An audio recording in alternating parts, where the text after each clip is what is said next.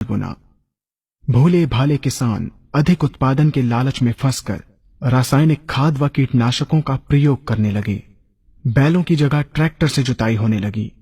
शुरुआत में कम रासायनिक खादों के प्रयोग से अधिक उत्पादन हुआ। धीरे धीरे रासायनिक खादों के प्रयोग के कारण भूमि की उर्वरा शक्ति क्षीण होने लगी, जिसकी वजह से उत्पादन घटने लगा तथा फसलें कमजोर होने लगी। फसलों के कमजोर होने के कारण उनमें रोग व कीट लगने लगे। रोग व कीटों से फसल की सुरक्षा के लिए और अधिक कीटनाशकों का प्रयोग होने लगा। एक तरफ ज्यादा उत्पादन के लिए अधिक रासायनिक खादों का प्रयोग होने लगा, वहीं दूसरी तरफ फसलों को रोग व कीटों से बचाने के लिए अधिक विषाक्त कीटनाशकों का प्रयोग बढ़ गया, जिसके कारण उत्पादन लागत बढ़ी और किसान को लाभ कम होने लगा, बल्कि छोटे किसान कर्ज में डूबने लगे। धीरे धीरे भूमि की उर्वरा शक्ति क्षीण होने से भूमि बंजर होने लगी। रासायनिक खाद व कीटनाशकों के कारण खाद्यान्न भी विषाक्त हो गए तथा जलवायु भी प्रदूषित हो गई, जिसके कारण मानव पशु पक्षियों के स्वास्थ्य पर प्रतिकूल प्रभाव पड़ा, जिसका परिणाम आपके सामने है। मानव स्वास्थ्य पर रासायनिक खादों के पड़ने वाले प्रभाव को आप ऐसे समझें।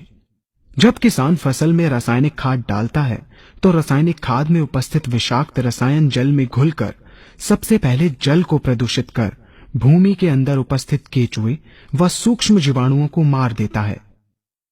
ये बात सभी किसान अच्छी तरह से जानते हैं कि केचुए व अन्य सूक्ष्म जीवाणु भूमि की उर्वरा शक्ति को बढ़ाने के लिए अति आवश्यक होते हैं।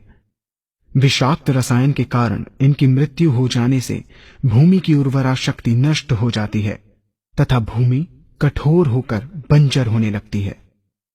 रासायनिक खादों के विषाक्त रसायन पानी के माध्यम से अन्य खनिजों के साथ फसल के अंदर पहुंचकर फसलों को विषाक्त बना देते हैं। बाद में जब खाद्यान्न के रूप में मनुष्य या अन्य पशु इन्हें खाते हैं तो ये विषाक्त रसायन मानव स्वास्थ्य पर बहुत ही बुरा प्रभाव डालते हैं तथा मनुष्य के अंदर तरह तरह के रोग उत्पन्न करते हैं। जब हम जैविक खाद का प्रयोग भूमि पर करते हैं तो जैविक खाद पानी में मिलकर पानी को प्रदूषित नहीं करती।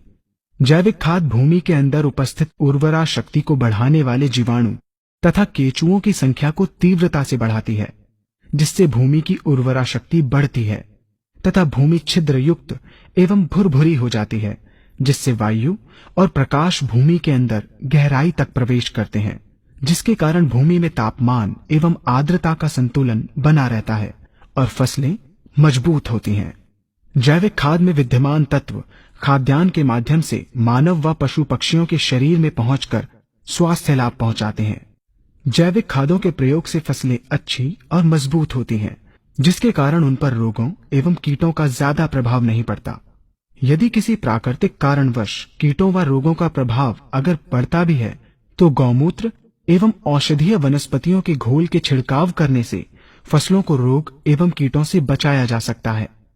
गौमूत्र एवं अन्य प्राकृतिक औषधियों के मिश्रण के छिड़काव से फसलों का कम लागत में बचाव हो जाता है तथा वातावरण पर भी कोई दुष्प्रभाव नहीं पड़ता। यहाँ हम आपको तालिकाबद्ध तरीके से दोनों